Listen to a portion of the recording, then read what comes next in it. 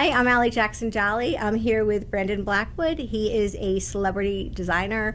He is also the founder of Brandon Blackwood New York brand. And Brandon, you also really catapulted yourself to become a household name following George Floyd's murder when your End Systemic Racism bag went viral. So first of all, welcome and thanks for being here with us. Thank you. I'm really excited. It's always fun being with the Forbes fam. Well, so before we get into that viral moment, I have heard you say that you started this journey to become a household name in luxury bags with seed money of somewhere around $7,000. I have to hear, tell us about this journey. How did you start with that, what feels like no money, and make it to where you are now? Yeah, so it's so crazy because I haven't mentioned that many times. So, okay, you're doing your research. But basically, when I started, I just recently graduated. I was working at Crossroads Trading. Do you know what that is? Yeah. So I was working there. Shout out to Crossroads. While I was there, I just recently graduated. So my mom asked me what I wanted for graduation, and I was like, I just want cash. I don't want a present. I can't drive. I'm a native New Yorker. I need some cash. So she gave me $4,000. I saved up an additional $3. I was making $10 an hour, so it was very hard to even save that up. And that's that kind of went into the start. It didn't go very far, no, but that kind of is what started my first samples and things like that. Okay, so it helped seed those samples. Yeah. And then, so tell us about that first funder that you found. How did you find funding? Was that a difficult thing to navigate? Did you have help along the way? So it's really interesting. To this day, I'm 100% owned. I don't have any investors. So we've been self-funded, bootstrapped since the jump, which I always thought was normal for business. So I kind of went into it thinking it was normal. I mean, now I know, I could have just been reaching out and getting a lot of funding and a lot of free money, but that just wasn't the case at the time. So between my job at Crossroads, I then got another job. I just kind of built on that. And the brand has always been really fueled by our actual customer sales, our D2C, our wholesale. That's what really fuels the brand. So anytime you see us do an activation, anytime you see a photo shoot, anytime you see anything happening with the brand, that is purely from our customer sales. Well, so let's talk about that viral moment. Were you surprised, or when you designed that End Racism Now bag, were you like, this is going to resonate, and I just know that this is going to be the thing that makes me a name? Well, it's really funny. That was all the way in 2020, and I mean, I made that bag because it felt really strange. It was kind of bizarre trying to make cute things and sell them when there was so much more going on. A lot of real life issues were happening. I didn't think fashion and cute bags was kind of necessarily the thing people needed at that moment. So at that time, I probably had 10,000 followers, and I was like, okay, what can I do with the little voice that I do have that can kind of make some type of difference? So what I did was I came up with the ESR tote. I remember the night I did it. I was 3 glasses of wine in, and I was like, what if I just made a tote that said End Systemic Racism? Short, straight to the point. It was my way of kind of using my art and my craft while kind of speaking up and doing something publicly.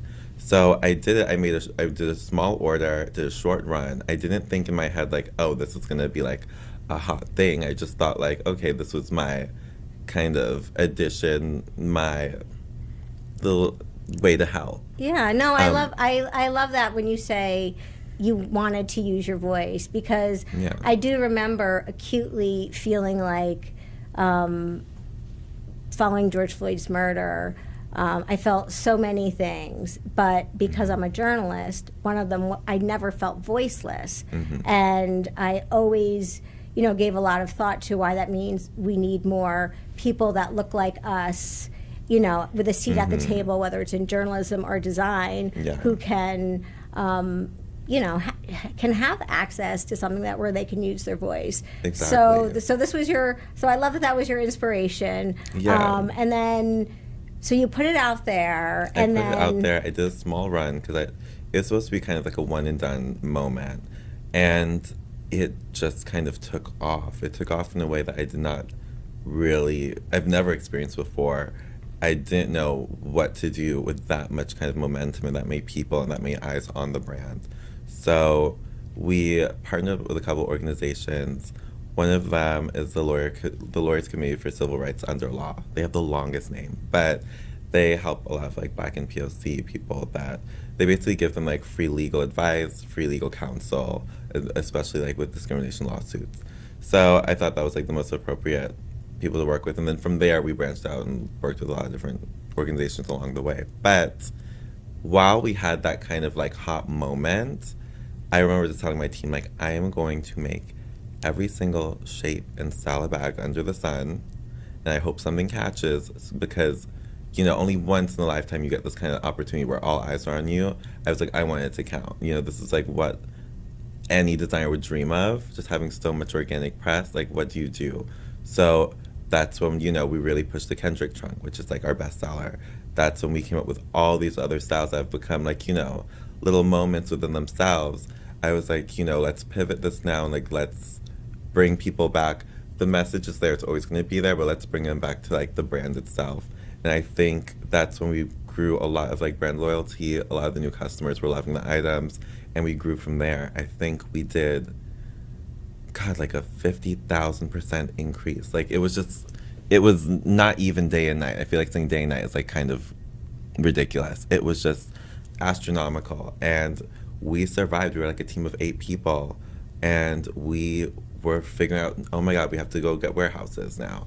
We have to do this, we have to do that, like onboarding all these new things, because we just were not prepared, but we found a way to do it. Well, so I was going to say, because now you're in, you're in Saks, you're in Neiman, you're in, who am I forgetting? Nordstrom. So tell me about distribution, because that is something that when I've spoken to other Black and brown designers, one thing I hear is, we get the attention, like our design often will shape design as a whole, shape culture, but sometimes getting that distribution isn't as easy as people think. And so in distribution is the road to monetization. So tell me about your distribution, whether it's your organic, because you spoke about your organic distribution, but also you're obviously in these high-end retailers. Tell me about that journey. So I would say this.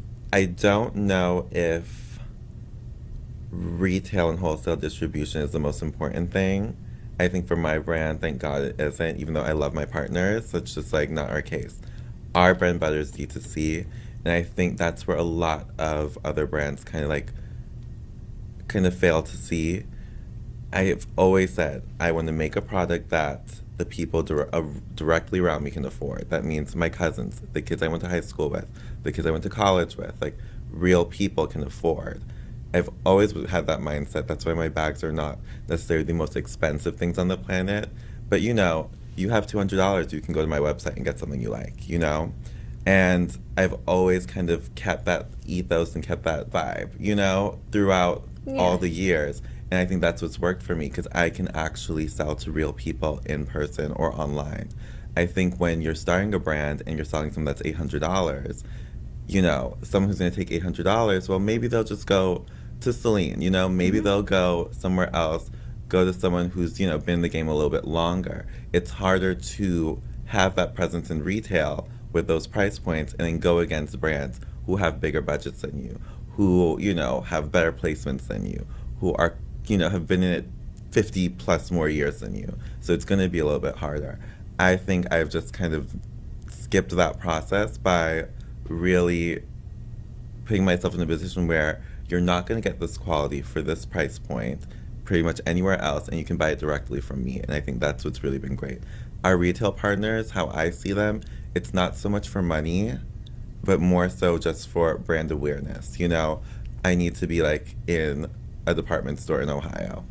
You know, the majority of our e-com is going to be more of the East Coast, West Coast, but like those middle states, like that's where I really, really value our retailers and our partnerships, because they, you know, they're not really seeing me out there like that. So that's how we get a lot of first-time customers in that kind of arena. So, but tell me about that, the distribution into these high-end retailers.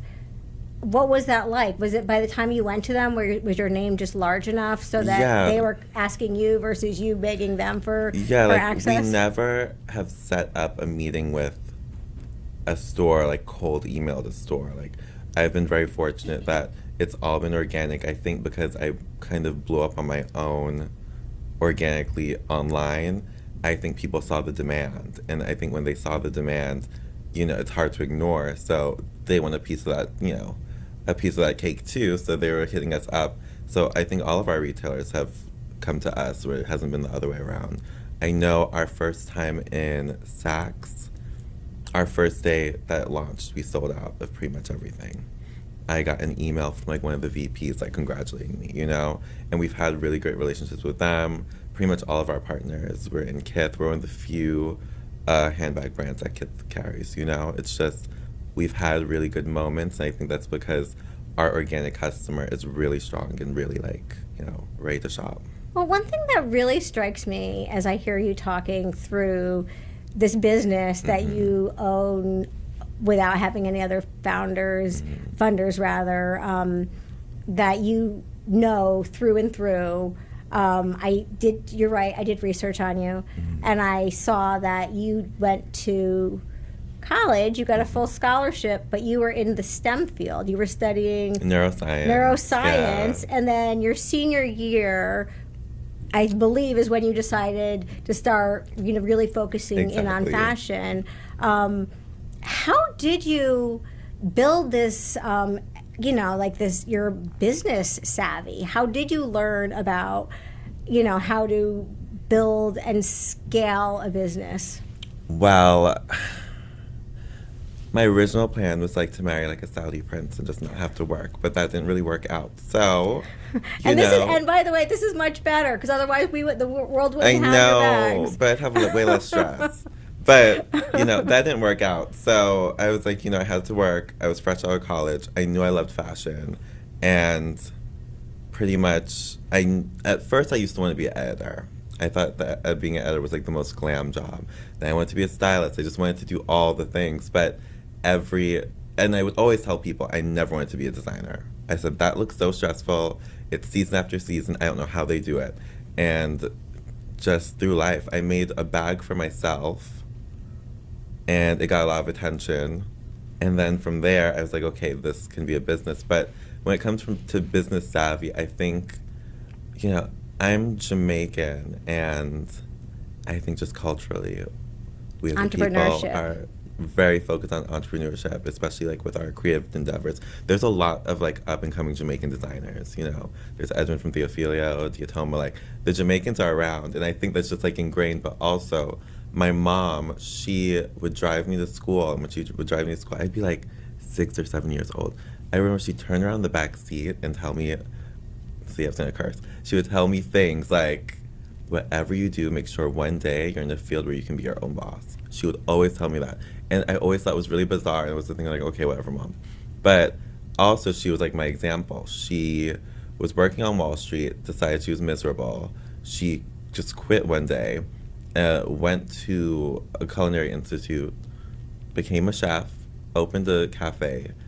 She didn't have money to like really get intense contractors to build out the space, so she did it.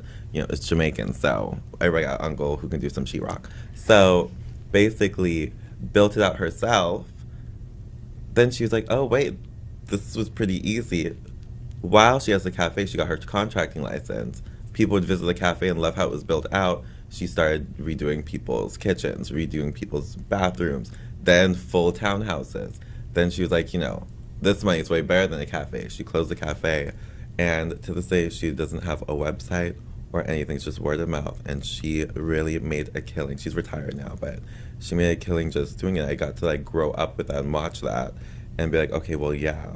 You learned how to be an yeah, entrepreneur. like do your own thing and like watching your mom. But it's funny because on the reverse side of that, I think she was not super supportive in the beginning of this business because I think she knew how hard it was and how I think everyone sees entrepreneurship. They're like, oh, it looks good, especially when you're successful. You don't see, I'm never going to post like all the really bad times or like the crappy times. But I saw her go through some really low moments. And I think she was afraid of me going through that same thing. And just, getting a check every 2 weeks and living your life is way better than like always kind of living that unknown. But let me ask you, because you bring up that idea that you're right. By the time people are to Forbes, we're seeing the success. Yeah. But one very common thing that we hear from self-made founders is that there's a lot of sacrifice along the way. What was the biggest thing that you feel like you had to sacrifice in order to make this? Or what was your biggest sacrifice? I'm not even gonna lie, like my general happiness, I didn't realize when I was broke how happy I was. I did not realize how good I was, how comfortable I was. I didn't realize that until I had all this responsibility. I think, and I'm just being 1,000%, I'm gonna just be real with you, I have become a colder person just in life. Whether it's like relationships, friendships, business, I've just become so cold because I feel like a lot of the business has just taken like my actual personality, my actual just like happiness. And I feel like seeing people unbox the bags and like seeing people excited, seeing my team excited about stuff, like that's where I kind of get back a little bit. But yeah, you kind of do like sell your soul in a weird way for the amount of success. You're never going to be the same person. Like sometimes I do miss how naive and like just happy I used to be. Well, you're still very young. Do you feel that is like, does this make you think about scaling your team in a different way? So at some point you're the owner, but you're not so in the weeds. I mean, it makes me more so just be like, I want to get this thing to a point where I just can like disappear for long periods of time and just come back in. It's really made me realize how much more to life there is than just working, and I want to experience that. And my goal is to find a way to like be involved in my brand, keep the brand running, but also be able to really take some serious long me time. Yeah. Okay. So let's jump into something a bit that was very serious, but let's jump into another serious topic, which is the rollback on DEI commitments. A lot of retailers, including Target and Amazon, who were previously, beginning in 2020, committing to having more Black entrepreneurs, founders on shelf or their digital shelves. There's been, many stories in the news about now those founders are not finding it very easy to get into, the gigantic companies like Target and Amazon, which are important. What's your advice to these founders? Do you have any advice about how they can make it, given the very, very abrupt change in climate in the last 5 years? I would say that's when you really kind of stay still, look around, see who's around you, see who's following you, and start selling directly to them. I think it's time for especially Black-owned founders to really focus on D2C. D2C is a gold mine, and D2C is right in front of us.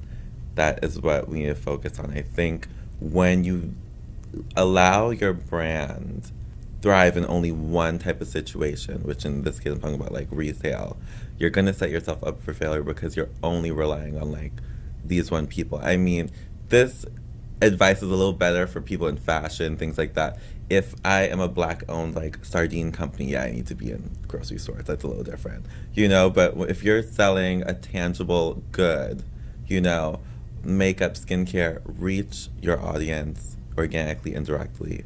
I think that's it's what happened with me, and you make it a point to let the stores know, like, oh, actually, we need them. Yeah, own your own destiny. Own your own destiny. Oh, I like that, yeah. Own your own destiny. So now let's get into the fun stuff. I've been waiting to ask about Beyonce. Yeah. You designed her gown for her Renaissance tour.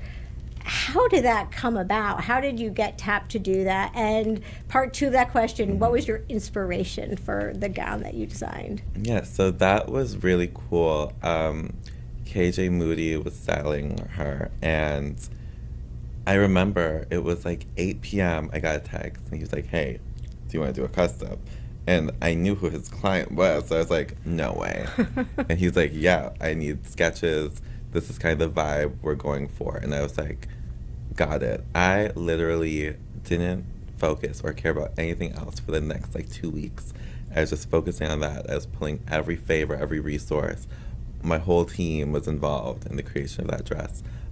Working with Beyonce and her team was really, really, really cool. There is a reason Beyonce's Beyonce. Like, she gives notes, you know, she cares about what she wears. And it's really cool to see, like, someone that's on this massive stage is, you know, caring about the garment and caring about all that stuff. So it was really cool. And I mean, everyone loves Beyonce. I've been a fan since I was like so young. So it was just an honor to even do, like, you know, that. And then how about, because she's not the only celebrity that you've designed for, who is your favorite celebrity? Who is the best celebrity that you got to design for? I will say this, we're very picky with customs because I don't do ready-to-wear, so I don't need to make anybody a dress. So when we get asked, like, we do say no a lot, but so when we do say yes, and when you do see somebody in the brand Blackwood Custom, it's because, like, I genuinely love them. I love what they do, and I'm excited. I'm just as excited. So everyone I've dressed, is your favorite? I've been really excited Good to answer. do. Good answer. Yeah. I will say that the most personal moment was definitely with Sheryl. We did her fitting at the Beverly Hills Hotel, and I got this suite and, like, made it really cute for her. She came and she was like, we need some champagne. And we, you know, drank champagne and chuckled and told stories, and it just felt really warm. It felt like I was hanging out with, like, my aunt, and that was really fun. The dress she actually wore wasn't even the one I sketched out. I didn't even show her that one. I just made it and was like, let's just throw it in there and see if she likes it. And she ended up liking a completely different dress. That's the one that she wore. But Sheryl was really fun because it was the fitting and then 2 hours of just hanging out. Yeah. Okay, so now we are almost out of time, but before we leave, I wanted to ask you, what's next? And I should say, everyone, you know, you are going to join us. One thing that I know is next is you're going to join us in April in Atlanta for the Forbes BLK Summit. We're going to have a conversation about the business of fashion. I'm so excited to do that. But don't give it all away, but give us a little sneak peek. What do you think is next for you either immediately or down the road? I want to do, like, a really big pivot. Like, I love handbags. Handbags have been, like, my thing, clearly, but I don't know. I feel like there's so much more to give, and there's so many more avenues and opportunities, and, like, I really, really want to try it all. So I don't know. Maybe there'll be a day when the brand is something completely different, but I don't know. I just think about it. Okay, that makes me happy because that means there's no retirement to a pina colada on the beach anytime. If you're talking about expanding the brand, it's not anytime soon. Yeah. I mean, I do want to retire as soon as possible, but there's a couple things on my checklist I want to do first. Yeah. So, listen, now we are out of time. Thank you so much for being here with us, and I can't wait to see you in April in Atlanta. Yes, I'll see you in April in Atlanta.